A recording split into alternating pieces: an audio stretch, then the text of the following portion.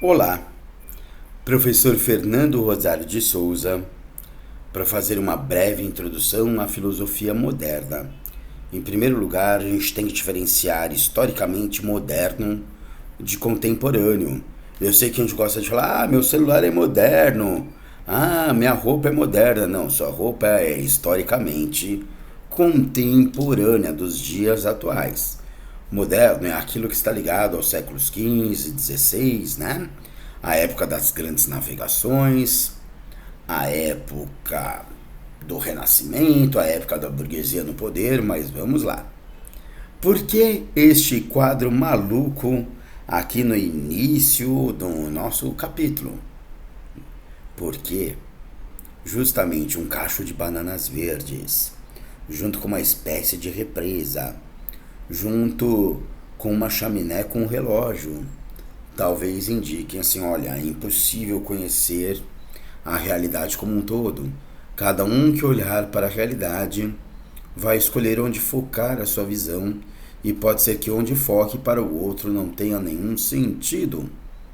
Na filosofia moderna, a gente vai ter dois grandes jeitos, dois grandes paradigmas, olhando os vídeos anteriores, de se olhar a realidade. Do jeito, do ponto de vista da epistemologia, lembrando que episteme é conhecimento, vão ter dois grandes jeitos de tentar conhecer, de tentar entender. Um é dizendo assim, olha, a realidade ela pode ser compreendida por meio das ideias, por meio da essência, tá? Então, razão, racionalismo ou idealismo. Eu tendo a ideia correta da essência das coisas, das ideias, eu vou chegar mais próximo da realidade. E vai ter um outro pessoal que fala assim, para com isso, a realidade ela precisa ser degustada, experimentada. A gente precisa do empirismo, do experimentalismo, da experiência para conhecer a realidade. E essa será a grande polêmica epistemológica, a grande polêmica do conhecimento na Idade Moderna. Bom, eu quero que você entenda que o contexto é aquele onde a burguesia, os ricos comerciantes que tinham saído dos feudos e ido para os burgos, estavam querendo que leis e moedas unificadas facilitassem o seu comércio. Atrapalhava a burguesia, cada feudo ter sua lei, sua moeda. Já imaginou, você é um vendedor de tecidos num feudo mede em polegadas, no outro em palmos, no outro em cúbitos, no outro em jardas? Não. Era melhor ter um sistema métrico unificado. Já imaginou, você vai num feudo, eles usam pesos, no outro libras, no outro escudos, no outro liras. Cada vez que você vai fazer a conversão da moeda, você tem que pagar a taxa para o banqueiro da conversão? Não. Só que na Idade Média o poder era descentralizado e quem tinha a força política eram os vários senhores feudais.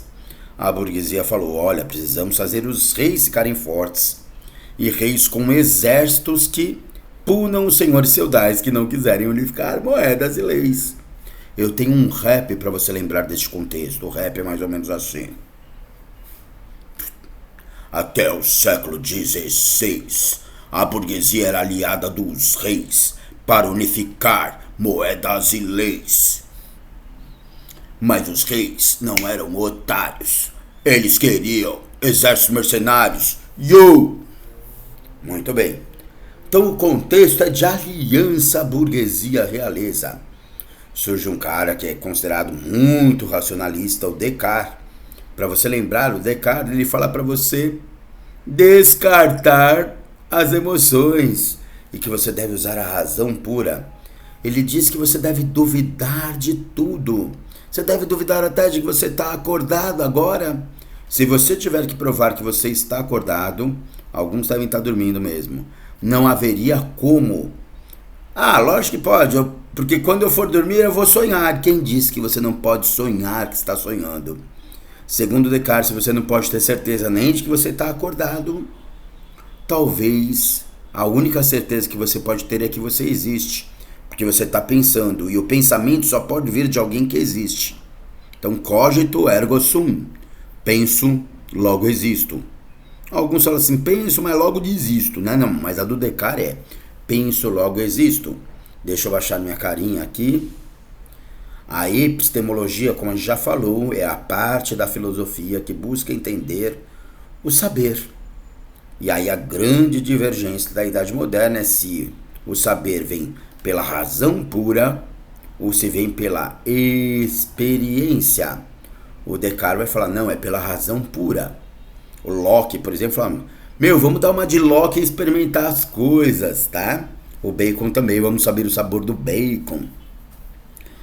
Qual é a grande mentalidade que permeia aí a época?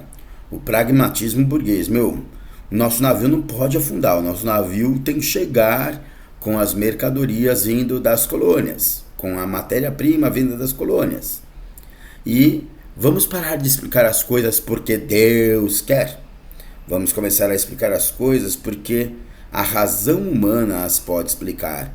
Antropocentrismo maior do que o teocentrismo. Essa é a base do renascimento cultural, que chama renascimento porque os pensadores aqui, tanto do renascimento no século XVI como do iluminismo no século XVIII, o iluminismo vai se inspirar no renascimento e o renascimento vai se inspirar nos filósofos da Grécia e Roma Antiga, principalmente da Grécia, fazendo renascer os valores racionalistas lá de Sócrates, Platão e Aristóteles.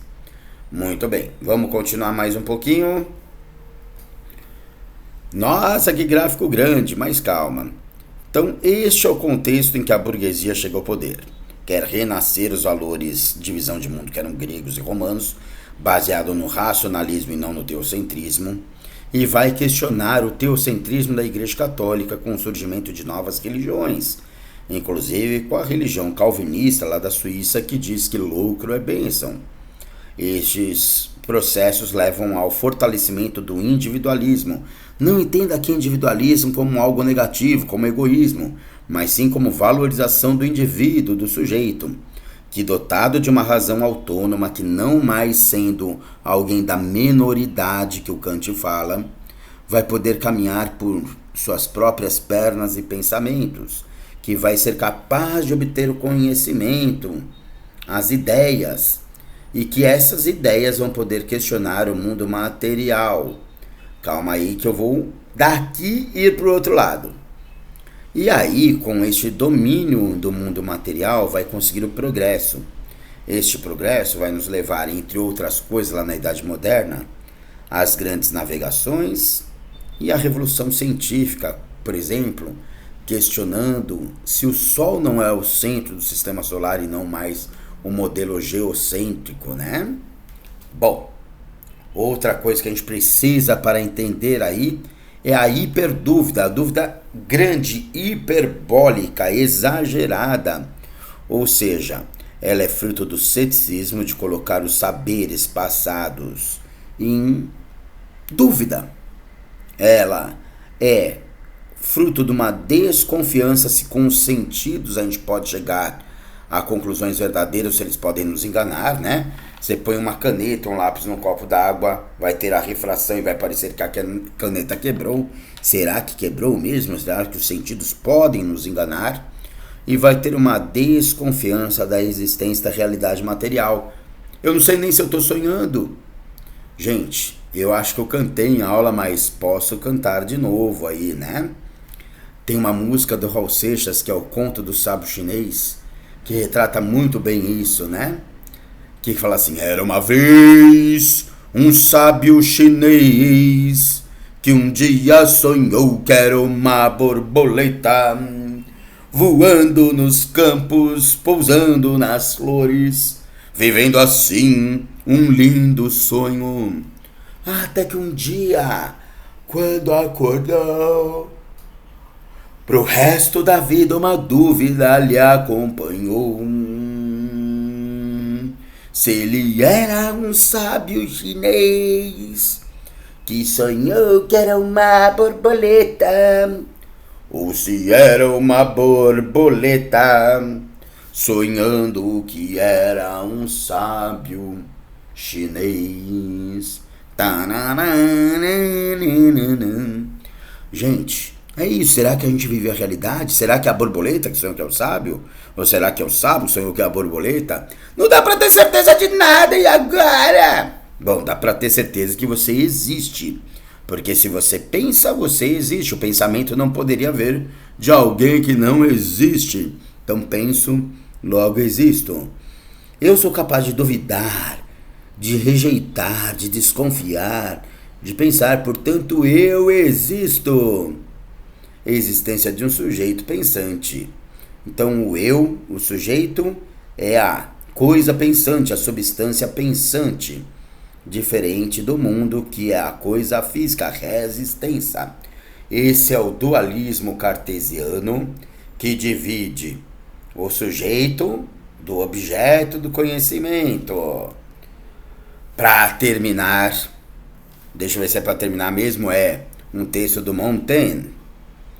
Quem procura alguma coisa acaba chegando a este ponto, ou seja, quem procura, acha. Ou diz que a encontrou, ou que ela não pode ser encontrada, ou que ainda está buscando. Toda a filosofia está distribuída por esses três gêneros, ou seja, a gente diz que tem gente que já encontrou, os estoicos dizem isso. A gente diz que não pode ser encontrado, não. São os acadêmicos, né? E tem gente que diz, ó, eu ainda estou buscando. São os céticos. Muito bem. Os peripatéticos, epicuristas, estoicos e outros pensam havê-lo encontrado. Esses estabeleceram as ciências que temos e tratam-nas como conhecimento certo. Pirro e outros céticos dizem que ainda estão em busca da verdade. Estes declaram que os que pensam havê-la encontrada enganam-se infinitamente e que há ainda vaidade ousada demais nesse segundo escalão que assegura que as forças humanas não são capazes de atingi-la. Professor, por que vaidade? Não seria humildade? Fala, olha, não é possível encontrar. Não é vaidade, porque aqueles que mostram que encontraram, você duvida, você fala assim, olha, é mentira, eles não encontraram não. É quase um despeito, assim, você fala assim, os caras encontraram, mas eles não encontraram. Eu não vou admitir que eles encontraram, eu tenho vaidade de admitir que eles encontraram. Pois, estabelecer a medida de nossa capacidade de conhecer e julgar a dificuldade das coisas é uma ciência grande e extrema, da qual duvidam que o homem seja capaz. O ceticismo vai permear o pensamento moderno. Falou, olha, a verdade acho que existe, mas a gente ainda está procurando, tá? E a gente vai procurar essa verdade por meio das ideias, racionalismo, idealismo, tá? Ou a gente vai buscar por meio da experiência, experimentalismo, empirismo. Vamos seguir as ideias do Descartes, que fala para você descartar as emoções, ou vamos seguir as ideias do Locke, que fala que você tem que dar uma de Locke e experimentar as coisas. Bom, continuamos. Espero que vocês tenham aproveitado este vídeo. Até a próxima, pessoal!